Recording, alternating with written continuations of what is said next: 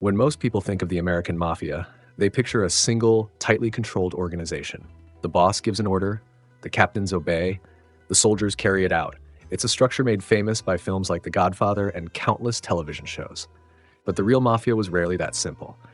Behind every powerful boss were ambitious captains, wealthy crews, neighborhood loyalties, family rivalries, and political alliances that often mattered more than rank itself. In many ways, the New York Mafia wasn't one organization. It was 5 political parties held together by money, fear, and tradition. And sometimes, that wasn't enough. The 5 families. To understand why mafia families fought each other and sometimes fought themselves, you first have to understand how they were organized. After the bloody Castellamarese War of the early 1930s, Lucky Luciano reorganized organized crime in New York. Instead of one dominant boss ruling everyone, the city was divided among what became known as the 5 families. Each family had its own territory, leadership, rackets, and membership.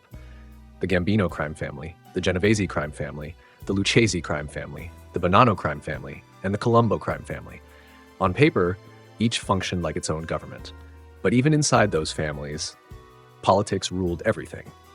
A boss wasn't a king. People often imagine the boss as someone with absolute authority. In reality, his power depended on something much more fragile: support. Every family was divided into crews.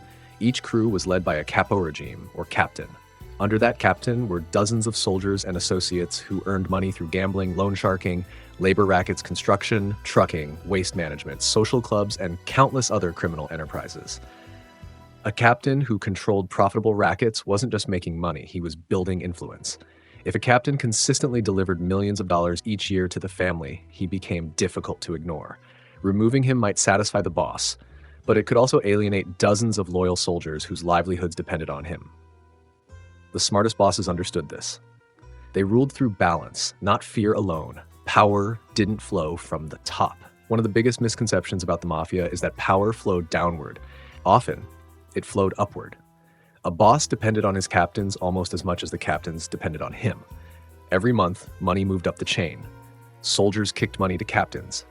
Captains kicked money to the administration. The more successful your crew became, the more valuable you became politically. This meant wealthy captains often carried enormous influence behind closed doors. Some bosses even hesitated to discipline their biggest earners, fearing they might lose support from an entire faction within the family. Money wasn't just profit, it was political capital. Neighborhoods created loyalty. Another reason families weren't as united as people imagine was geography. Many crews developed around neighborhoods where members had grown up together for decades. Brooklyn, Queens, the Bronx, Manhattan, Staten Island. Long before they entered the mafia, many members already knew one another through family, business, or childhood friendships. These personal relationships often created loyalties stronger than official rank. If your captain had sponsored you, looked after your family, and helped you earn for 20 years, your loyalty naturally leaned toward him before anyone else. This is why powerful captains could quietly build factions inside their own family. Officially, everyone served the boss. Unofficially, many served the man who had brought them into the life. Promotions were political. This meant promotions were never simply about rewarding good work. Every appointment changed the balance of power. Imagine one captain is promoted to underboss. Suddenly, his crew gains prestige, his allies gain influence, his opinions carry more weight. Captains who expected that promotion begin asking questions. Sometimes those questions disappeared. Sometimes they grew into lifelong grudges. A promotion didn't just elevate one man, it shifted the political balance of an entire family. The commission kept the peace.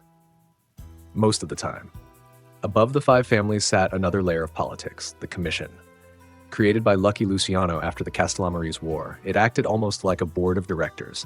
Major disputes between families could be discussed before they erupted into open violence.